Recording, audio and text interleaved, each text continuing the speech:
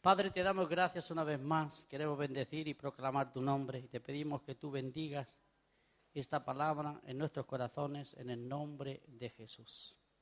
Bien, a estos profetas que escribieron libros cortitos, unos más que otros, algunos se limitan a un capítulo solo. La verdad es que los capítulos los hemos dividido nosotros. Todo lo que es la palabra profética antes no estaba dividida ni en capítulos ni en versículos, sino que era un mensaje que venía de parte de Dios a través del hombre para el pueblo, y el profeta no tenía más que transmitirlo al pueblo, y en muchas ocasiones pues quiso que quedara reflejado en un librito o en una escritura. Así que no quiere decir que porque se le llame los profetas menores su mensaje sea inferior, porque a veces encontramos más contenido en pocas palabras que muchas palabras. Lo importante no está en la multitud de palabras, sino en saber transmitir la palabra. Porque si una palabra es eficaz, ya es suficiente, porque a veces podemos hablar mucho y no decir nada, como le ocurre al mundo. Usted fíjese, los medios de información, televisivos, periódicos, revistas, todos estos medios del mundo, ¿cuántas cosas dicen? Pero no dicen nada. ¿Se ve lo que dicen? Tonterías. ¿Qué contenido tienen, hermano? ¿Qué contenido tiene un periódico, un libro o una revista o un medio informativo que solamente habla de fútbol? ¿Qué contenido tiene eso? ¿Salvará al hombre eso?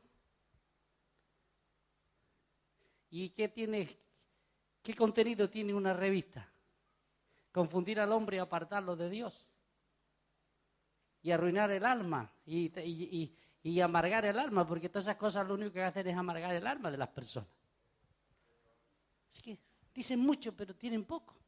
En cambio, un libro cortito, como por ejemplo este libro del profeta Habacuc, aunque le tocó vivir en una época muy difícil, y la verdad es que la mayoría de los profetas, estos llamados menores, si así le queremos llamar, les tocó vivir una época espiritual muy triste.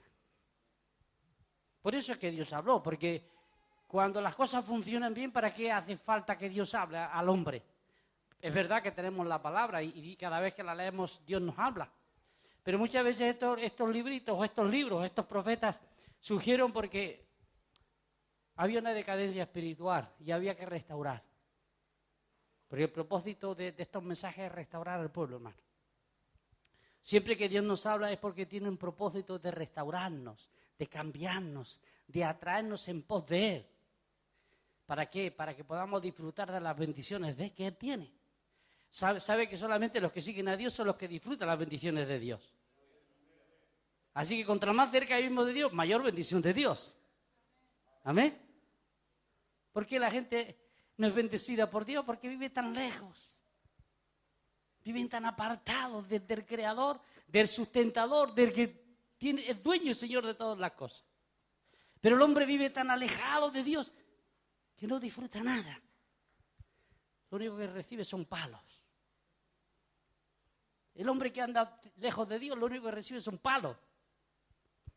Si no lo recibe en la espalda, lo recibe en su alma, pero constantemente están recibiendo palos.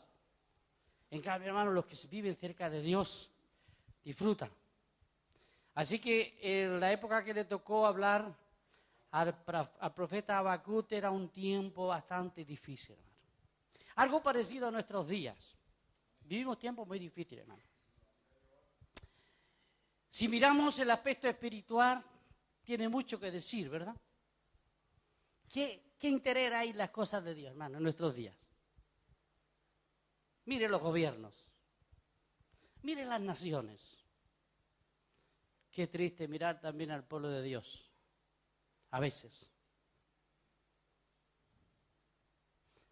¿Qué interés hay generalizado dentro del pueblo de Dios en las cosas que le pertenecen a Él? Aquellas que realmente Dios quiere que nosotros nos preocupemos de ellas. Porque no estoy hablando de lo que Dios nos da, sino lo que podemos encontrar en Él que realmente nos beneficia al alma. Porque todo es de Él. La tierra es obra de tus manos. Los ríos, los mares, lo que habita en ellos, todo es de Dios. Todo es de Él. Pero hay cosas más importantes que todo esto que nos rodea. Están las bendiciones espirituales. Son aquellas que nos mantienen cerca de Dios. Aquellos que se dedican a servirle, a agradarle, a adorarle, a reconocerle. Esto es de mucho más valor. Estas son las bendiciones de Dios, hermano. Así que le tocó vivir una época espiritual triste. Y cuando, hermanos, la vida o el asunto espiritual está en decadencia, ¿saben lo que aumenta? La maldad. Porque donde no hay espiritualidad hay maldad, hermanos. No hay un intermedio. O vivimos espiritualmente o vivimos en el pecado. Pecado es todo aquello que dejamos de hacer, que sabemos que es bueno. Pero eso es pecado. Eso nos separa de Dios. Así que Dios vio a su pueblo en una situación difícil. 70 años del tema que tocamos ayer, esto está antes, 70 años antes, unos pocos más, ocurrió esta historia, vino esta palabra de parte de Dios a través del profeta Habacuc. Y la verdad es que en la mayoría de los libros encontramos que es Dios que nos habla al hombre a través de los profetas. Y en este libro parece único, es el hombre que pregunta a Dios, que habla con Dios, le hace preguntas para que Dios le conteste. Porque el profeta, al ver el caos, al ver que el mundo que le rodeaba, y especialmente recuerdo que era el pueblo de Dios que le rodeaba, pero que se había alejado de Dios, él observó que eran prósperos, que trabajaban, que tenían buenos trabajos, que eran prosperados. Y eso que eran cristianos, pero vivían materializados. Bueno, en un sentido, era pueblo de Dios, amén. Es para traerle un poquito a la escena de nuestros días. Y el profeta observa y dice, pero escucha que le va mejor a los que no vienen a la iglesia que a los que vienen a la iglesia. Pasan más necesidad los que vienen a la iglesia que los que andan sin venir a la iglesia, dice el profeta. Y el profeta se pone las manos en la cabeza, donde sí, y dice, pero Señor, ¿tú vas a tolerar esto? Que esta gente que dice ser tu pueblo, pero vive alejado de ti, y son prósperos. Y los que realmente intentan buscarte a ti, pasan por muchos problemas. Y era una pregunta que le hace el profeta, que no tenía respuesta. ¿Cómo un Dios tan grande, un Dios tan santo, permite esta situación? Así que el profeta le pregunta a Dios porque es el único que nos puede contestar. Amén. Ante estas situaciones, el único que nos puede dar una buena contestación es Dios. No busque otro lugar. ¿Qué es lo que hizo el profeta, hermano? Él mientras estaba ahí meditando y preguntando, dice, mira, la única forma de entender estas cosas es por medio de la fe. Si la intentamos utilizar lógicamente, nos perdemos. Porque la lógica nos aleja de los principios de Dios. No entendemos a Dios por la lógica. Así que el profeta dice, tengo que empezar a acercarme a Dios por otro camino. Y él dice, me voy a acercar a través de la fe a Dios. Hermano, es a través de la fe que tú y yo vamos a comprender a Dios. No empiece a utilizar la lógica porque va a tener problemas. Todo el que utiliza la lógica se pierde. El mundo se pierde porque está en la lógica. Él dice, lógico quiere decir, yo tengo que ver para creer. Yo tengo que tocar para saber qué realidad dice el mundo. Y muchos cristianos también, por cierto. Pero el verdadero cristiano no necesita lógica. Lo que necesita es fe en Dios. Así que la única forma que el profeta podía entender por qué Dios permitía todo esto y cuál era el plan de Dios. Hermanos, solamente la fe nos hace realidad las cosas. Tú y yo tenemos fe y sabemos que vivimos en un mundo problemático. y que estamos viviendo una época de espiritualidad triste. Pero yo no sé si tú has despertado, porque la mayoría de estos profetas, el anhelo de su corazón es que Dios traiga un despertar, por lo menos en parte del pueblo. Todos ellos oraban y pedían que Dios trayera un avivamiento. Y ese es el deseo que debe haber en nuestro corazón, hermano. Cuando vivimos cerca de Dios, nuestro deseo es que haya un avivamiento, hermano.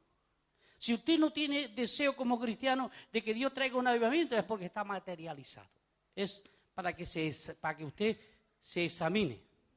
Porque todo hombre, toda mujer que vive cerca de Dios, lo que anhela es el bienestar de los demás. No se preocupa de sus propios intereses, se preocupa también del bienestar de los demás. Y estos hombres tenían interés en el bienestar del pueblo.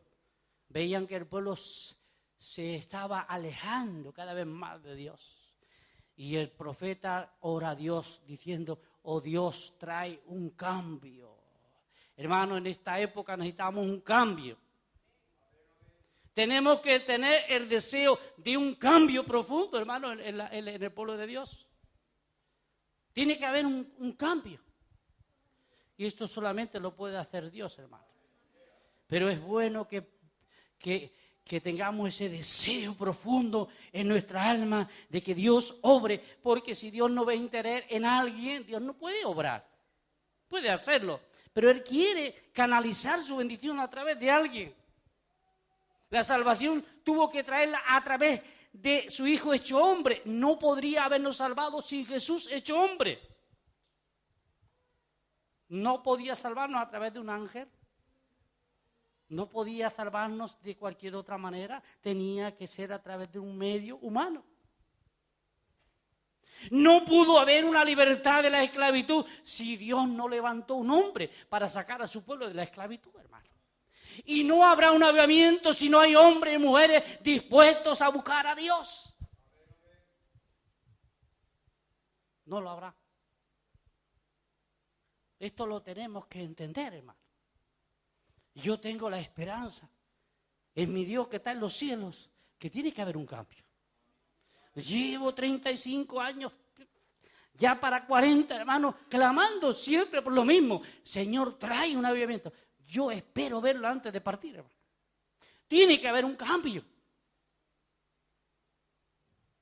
Dios tiene que hacerlo, porque Dios lo ha hecho a través de la historia. Y tenemos que esperar que Dios haga cosas diferentes. Así que muchas preguntas.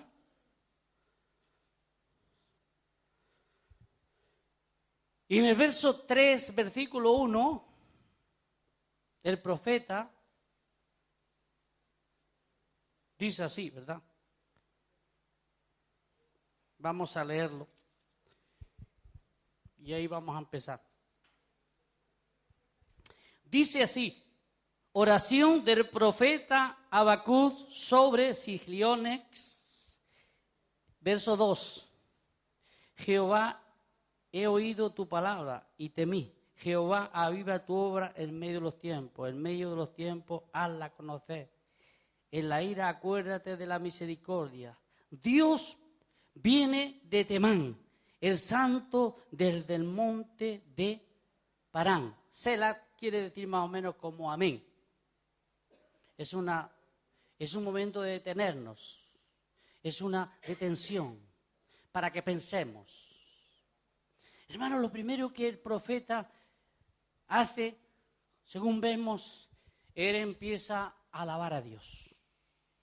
Ante la respuesta que Dios le ha dado en los capítulos anteriores y que les va a seguir dando, él no puede más que después de entender el plan y el propósito de Dios, ya no era necesario hacer más preguntas. Ya era el momento de agradecer a Dios, porque ahora él había entendido que Dios gobierna. Amén. Cuando nosotros nos damos cuenta, hermano, que Dios gobierna y que Dios tiene control, y aunque las cosas vayan diferentes a como nosotros pensamos, Dios tiene también su tiempo. Así que lo primero que hace el profeta es alabar a Dios, porque Dios le ha contestado a sus preguntas. ¿Y qué es lo que Dios le había dicho? Dios le había dicho al profeta que el mal no triunfará siempre, hermanos. Sí es verdad que el mal puede tener un tiempo, Dios se lo permite, Dios le permite al diablo que haga estragos, Dios le permite al hombre también que peque. ¿Verdad que usted como cristiano ha pecado en algunas ocasiones? ¿Y acaso a que Dios no le ha dejado pecar? No le ha castigado, ¿verdad? No nos ha castigado. Nos ha tolerado. Hemos vivido con el cierto temor. ¿Será que me puede mandar Dios una enfermedad? ¿Nos puede privar de ciertas cosas? Porque eso nos hace que pensar si somos cristianos. Si no somos, no vamos a pensar nada de eso. Pero de alguna forma todos hemos caído en esta situación. ¿Verdad? Pero cuando llega un momento, hermano, que llega el tiempo de Dios, Dios va a cambiar. Dice, Dios viene. ¿Para qué viene, hermanos? Dice el profeta que él está viendo venir a Dios. Hermanos, nosotros también podemos ver por la fe, si somos verdaderos cristianos y estamos en esa expectativa, nosotros podemos ver también a Jesús viniendo ya.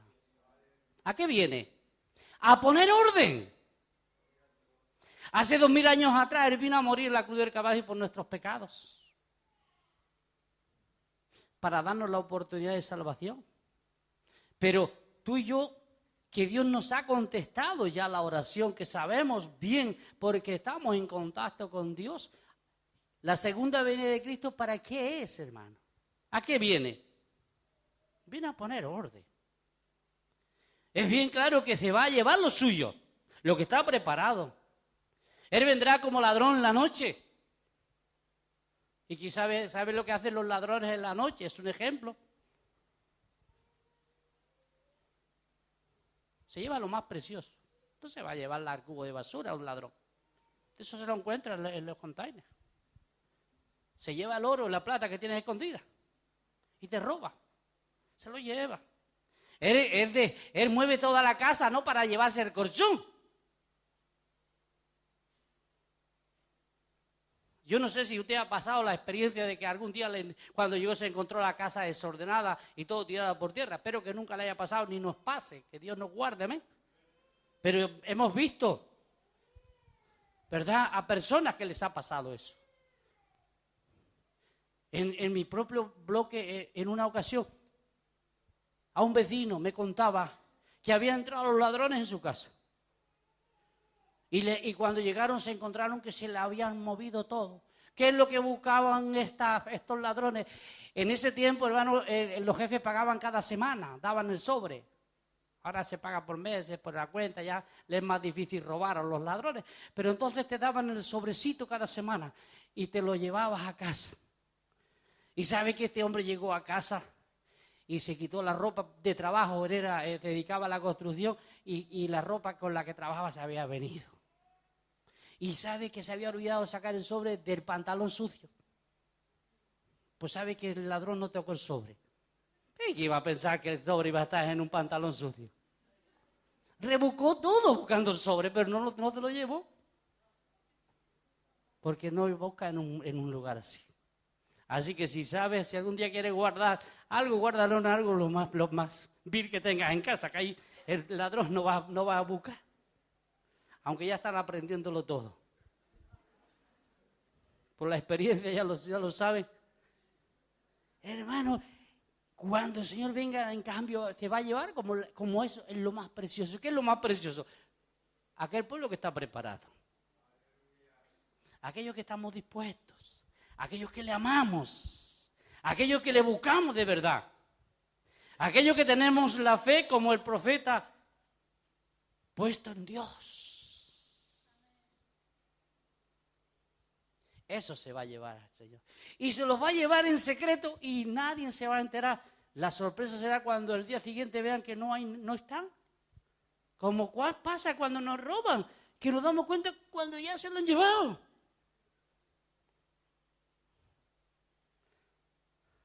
Dios viene, hermano. Él viene para hacer justicia. Él le dijo, Habacuc, tranquilo. Yo tengo mucha paciencia. Yo tengo mucha misericordia. Yo quiero que el hombre se arrepienta, se convierta y no se condene. Les dejo que pequen y les dejo que se materialice para que se vean amargados, vacíos y vean que eso no sirve para nada. A ver si así se dan cuenta que hay algo más importante aquí en los cielos. La gente cree que si tú fueras rico, se le acabarían los problemas y ya tendría la felicidad. Cuando tengas dinero te vas a sentir lo vil y lo vacío que es el dinero. Si es que crees que porque tienes dinero vas a ser feliz, estás totalmente equivocado. Es verdad que te puede resolver muchos problemas y que como lleva una cartera llenita, cualquier sitio puede llenar y lo sacas y lo ves y te valoran porque tienes dinero. Eso sí, si buscas esos valores, claro que sí. Y te van a abrir puertas y vas a tener amigos mientras tengas dinero, porque el día que no tengas dinero no te van a mirar a la cara.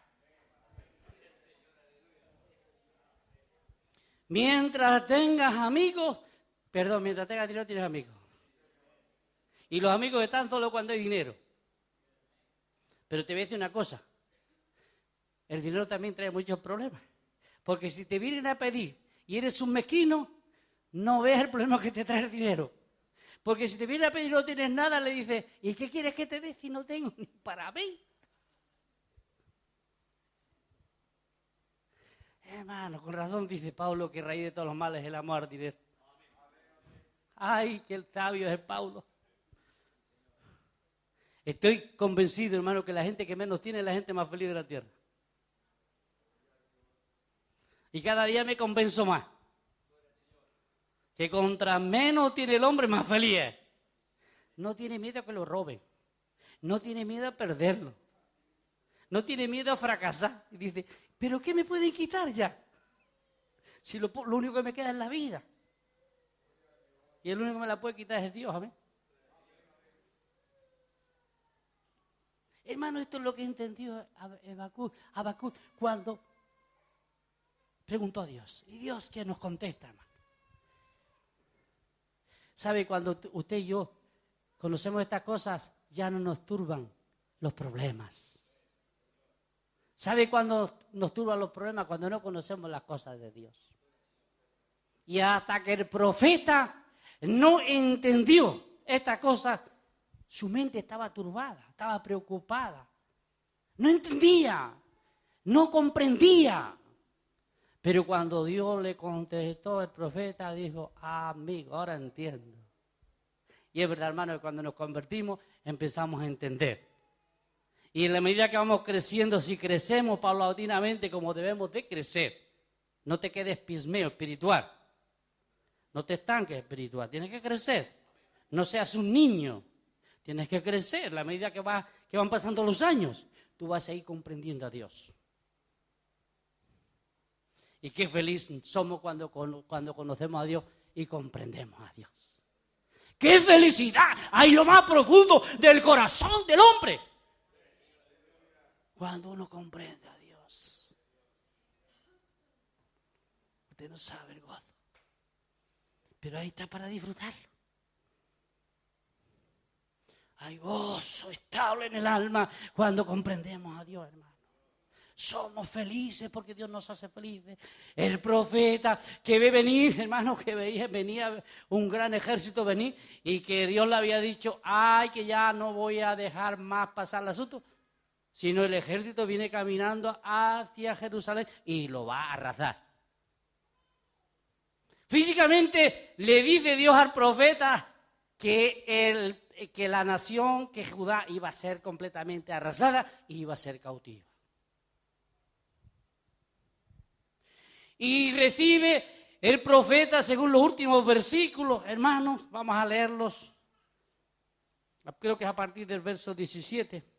Dice el profeta, una vez ha entendido a Dios y ha comprendido y ha recibido el equilibrio mental, hermano, porque esto es importante para no turbarnos. Hay que recibir un equilibrio mental. Tenemos también que tener aquí en la cabeza una seguridad y sobre todo en el corazón por la fe, amén. La palabra de Dios. Ahora, cuando uno ha llegado a este nivel espiritual y uno ve que dice que viene un ejército que va a terminar hasta con los árboles del campo. Va a arrasar las cosechas. Y va a exterminar los animales que hay en los corrales. Recuerde que en ese tiempo las naciones dependían de su agricultura. No es como hoy, que hoy dependen de sus industrias, de su economía generalizada. En ese tiempo el campo era la fuente y el equilibrio económico. Así que el profeta ve que viene una crisis económica destructora más de la que estamos viendo nosotros ahora. Porque aún todavía podemos salir, por lo menos comemos y pagamos. Nos cuesta, pero el profeta, Dios le revela que al país se le acerca una crisis económica destructiva. La gente se va a morir de hambre. La gente va a escapar de los pelos. Muchos van a ser esclavizados y llevados cautivos. Todo esto Dios se lo revela al profeta. Ha llegado el momento que Dios ya no va a permitir más la decadencia espiritual y el descuido que hay en ese pueblo. Y la única forma de corregirles es pasarlos por la vara. Y es verdad, hermano, que si no pasamos por la vara no cambiamos. Muchas veces, tristemente, si no pasamos por una enfermedad o por una pérdida o por algo, nos cuesta buscar a Dios, hermano. Cuando deberíamos ser como este profeta, que cuando Dios nos habla, no tenemos más que decir, gracias Señor, que aquí estás tú para ayudarme. Gracias por lo que me das diariamente. Deberíamos ser más agradecidos a Dios, hermano, cuando recibimos favores de Él.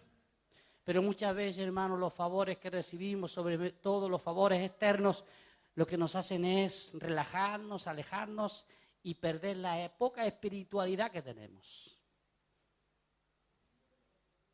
Ahora el profeta, bajo la visión, dice, aquí, mire, vamos a leer estos versículos. Dice así: aunque la higuera no florezca, ni en las vides haya fruto, aunque falte el producto del olivo, y los labrados no den mantenimiento, aunque las ovejas sean quitadas de la majada, y no haya vacas en el corral, el asunto era serio, ¿eh? Amén.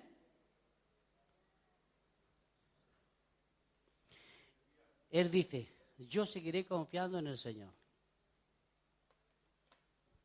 Amén. Cuando nosotros como cristianos, Dios nos lo quita todo, ¿qué hacemos? Casi maltratamos a Dios. Dios ya no me quiere, Dios me ha arruinado, Dios ha hecho esto.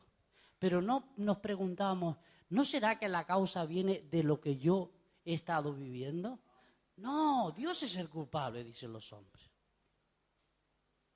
Hermano, Dios es justo. Y Él tiene que actuar en justicia y por tanto le da a cada uno lo que se merece.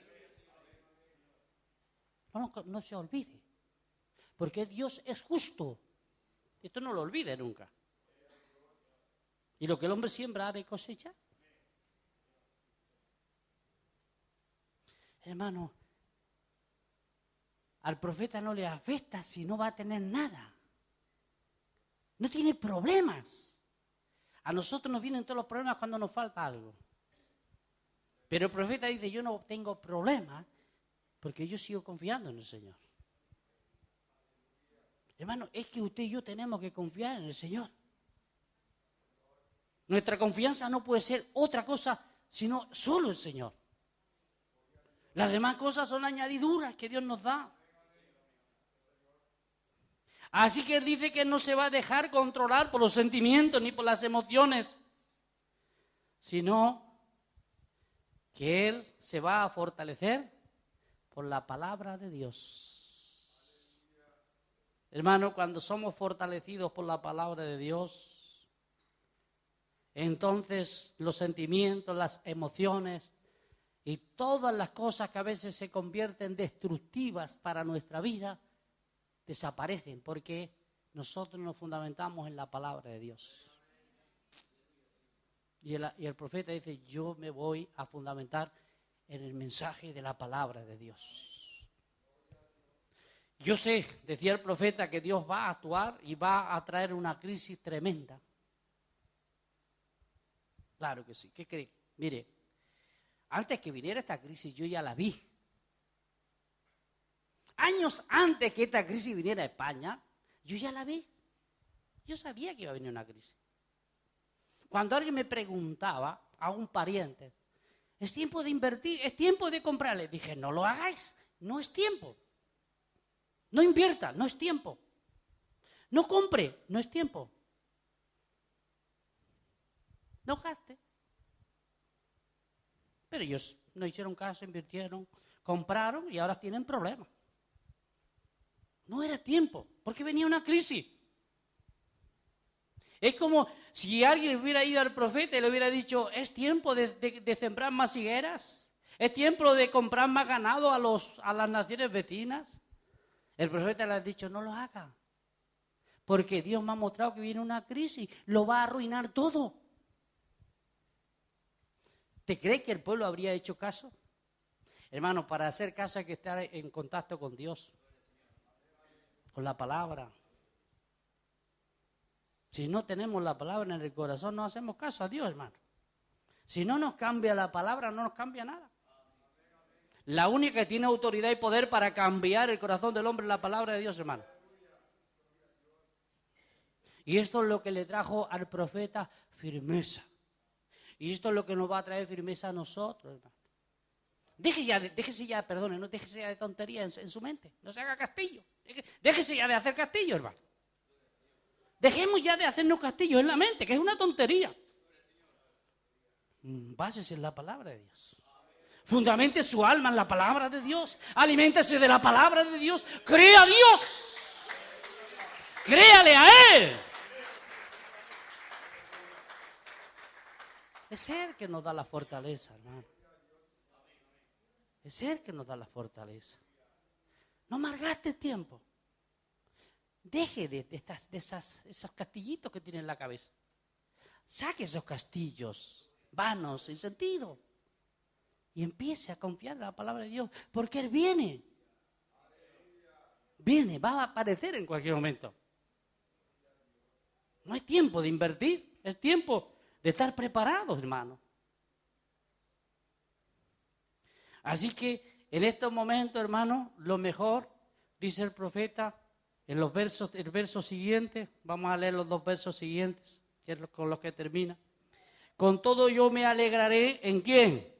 En la cartera que tengo, dice. ¿En qué se alegra usted, hermano? ¿En el trabajo que tiene? ¿En qué se alegra? Dice que hay que alegrarse en el Señor, en Jehová. ¿Me gozaré en quién? En las metas futuras se gozará usted.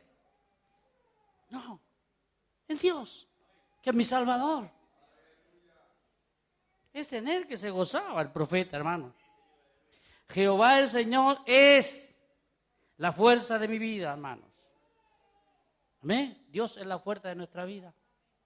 No es lo que tenemos, es Dios. Él me da pies como de cierva, es decir, seguridad, y me hace caminar por las alturas. El coche más alto que camina el verdadero cristiano no puede caminar, porque nosotros caminamos por el cielo. Lo dice Pablo, ¿no? Que el verdadero cristiano está sentado en lugares celestiales. ¿Amén? ¿Amén? ¿Lo ha leído? Nosotros caminamos en las alturas.